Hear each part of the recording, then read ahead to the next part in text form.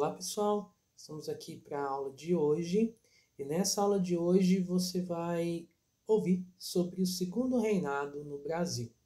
Esse período que vai de 1840 a 1889. Nós teremos algumas aulas em sequência. Da aula 13 à aula 18 do segundo ano, a gente vai falar sobre o segundo reinado e aí então, aula a aula, a gente vai falando de características específicas sobre o segundo reinado. Para começar, nós vamos falar sobre a política interna, que vai marcar o período aí de Dom Pedro II no governo. Bom, para a gente entender isso aqui, é legal voltar um pouquinho e lembrar que o cenário brasileiro estava bastante confuso durante o período regencial. Por quê, né? Os regentes não tinham passado a segurança que as elites locais gostariam de ter, e essas elites não olhavam para o Rio de Janeiro com bons olhos, visto que achavam que existia uma concentração muito grande nas decisões do Rio, em benefício próprio, sem pensar nas dificuldades que essas elites locais tinham nos seus determinados estados, nas suas determinadas províncias. A consequência disso foi uma sequência de revoltas bem grandes que acabaram marcando todo o período regencial. Então, o jovem Dom Pedro passava a governar e tinha pela frente uma dificuldade grande, que era acalmar os ânimos dessa elite, uma elite que estava em conflito durante muito tempo. E a pergunta era, como fazer isso, né? Como acalmar esses ânimos, então? Como lidar com essas elites? E nisso Dom Pedro se mostrou muito hábil, aliás, bastante hábil de fato. Uma característica que sobressai ao Dom Pedro II era a sua capacidade política. E como é que ele vai fazer? Nesse processo de consolidação do império, então, a primeira medida dele é anistiar os líderes das revoltas regenciais. Esse é um passo bem interessante. O que Dom Pedro faz é perdoar, anistiar os líderes das revoltas. Detalhe, líderes da elite, porque aqueles que são mais radicais ou que eram de linha escravista, né, dos escravos, ou mais populares, esses não vão ser anistiados. Mas os líderes sim, líderes mais elitistas, e com isso Dom Pedro se aproximava demais da elite nacional, passando um certo recado que ele gostaria de fazer as pazes entre o Estado e esses grupos, digamos assim.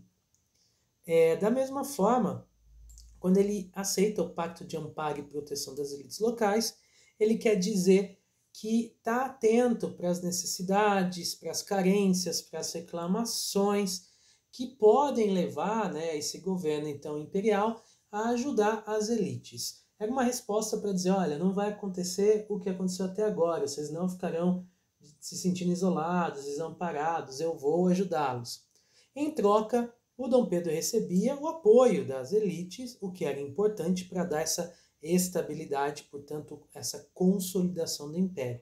E a autoridade do imperador, ao receber esse apoio, acabava aumentando evidentemente. Com isso, Dom Pedro poderia ter um período mais tranquilo de governo. E ele coloca em prática um jogo político bem bacana para ele, que acabava eliminando mesmo oposições e divergências dentro do próprio governo. Esse jogo político constava basicamente de uma alternância entre os grupos principais da época, os liberais e os conservadores. Como é que funcionaria isso, né? O Dom Pedro trocava os ministérios com certa frequência. Ora, ministério liberal, ora, ministério conservador. Ou seja, dessa maneira ele acabava tendo na mão tanto conservadores quanto liberais, já que nenhum deles ficava muito tempo no governo. Então, o Dom Pedro seria a figura de destaque do governo e não liberais e conservadores, mantendo esses grupos relativamente controlados. Em 42, a gente tem uma primeira revolta, uma revolta liberal, que tem como principal questão, é a história em Minas e São Paulo, mas a principal questão é o poder moderador. Isso, o poder moderador, que vem lá do primeiro reinado, que era aquela ideia de que o imperador tinha um quarto poder nas mãos que podia agir sobre os outros três. Então, além de executivo, legislativo e judiciário, existia um quarto poder o moderador, que funcionava aí como um chefe dos outros poderes, a gente pode dizer assim. Ele tinha condições de vetar as decisões de todos os outros. Dom Pedro, ao perceber isso, tenta transformar esse poder moderador em menos autoritário na prática e mais político. E ele vai fazer isso criando o que a gente chama hoje de parlamentarismo às avessas. Por quê? No parlamentarismo clássico, como o da Inglaterra, o primeiro-ministro vem da eleição do parlamento. Então, não é o rei, a rainha, no caso, que escolhe quem vai ser o primeiro-ministro. Mas no nosso caso, ele é às avessas porque antes da própria eleição do legislativo, Dom Pedro II, pelo poder moderador, indicava quem seria o presidente do Conselho de Ministros, que é basicamente o nosso cargo de primeiro-ministro. Então ele é indicado pelo imperador, via poder moderador. Feito isso, o que nós temos em sequência, então? A eleição. Então se elege um parlamento cujo primeiro-ministro já foi escolhido pelo imperador. Por isso, o parlamentarismo às avessas. Essa é a ideia que no Brasil a gente tem um contráriozinho. Então, no nosso caso, o rei reina e governa. Diferente da Inglaterra, que o rei reina, mas não governa. Quem faz isso é o parlamento. Beleza? Bom, obviamente isso não caiu no gosto de todo mundo, né? E história, então, em 1848, só lembrando, é a data da Primavera dos Povos, o Manifesto ao Mundo lá em Pernambuco, a Revolta Praieira. Nessa revolta, o que a gente tem de características centrais, né?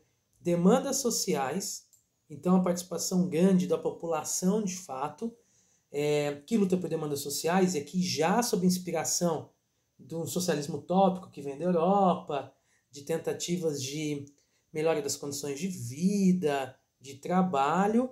Também um liberalismo político muito forte, aí transitando entre intelectuais, membros da elite, que significava também a proposta já de uma república, ainda que nascendo, mas já era isso que se propunha aqui, e também o aspecto do federalismo, né? De maior autonomia dos estados, isso como demandas que vinham lá da Primavera dos Povos da Europa mesmo, uma forte influência. Bom, a rebelião vai ser reprimida e Dom Pedro vai fazer a mesma coisa que fez aqui no comecinho. Os líderes da elite vão ser perdoados, anistiados. Os outros, que não são tão elites assim, acabam sendo condenados à prisão. Bom, e nesse cenário, uma coisa chamou bastante atenção, porque o gabinete conservador de 48, que era justamente contra a Revolução Praieira lá de Pernambuco, inclusive foi uma das razões do Manifesto ao Mundo, de reclamação desse gabinete conservador, acabou participando de decisões muito interessantes, que é importante que a gente lembre. A primeira delas é a Lei de Terras.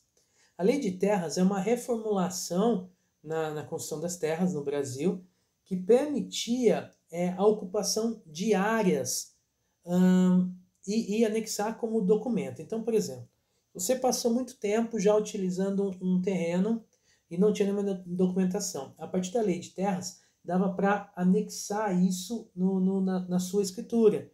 Então, os latifundiários, né, para a elite local, era sensacional, que podiam ampliar muito as suas fazendas. E por isso que é curioso, porque é um gabinete conservador, mas que beneficia uma das demandas da elite local que queria o federalismo.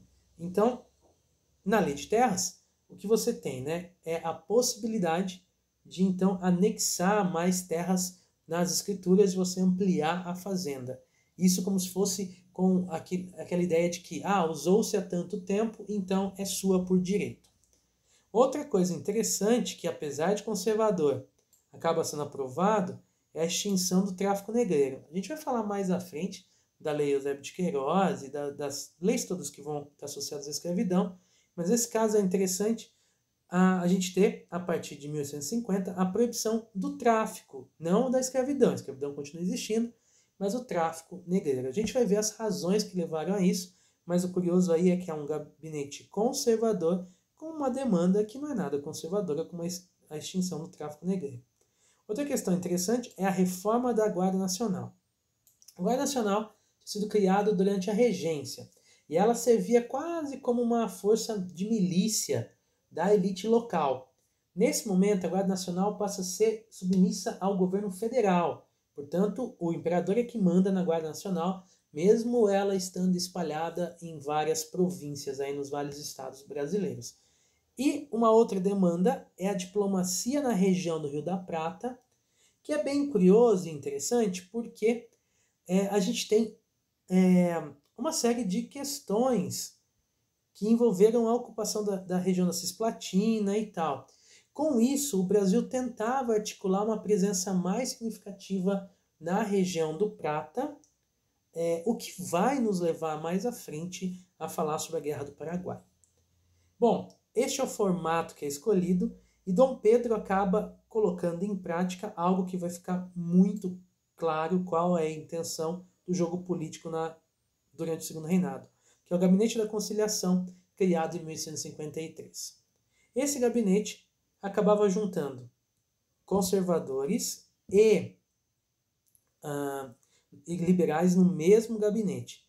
Só que ele escolhia quem não era tão liberal e quem não era tão conservador, ou seja, os radicais ficavam fora e acabavam montando um gabinete a partir daí com gente que era relativamente muito parecida.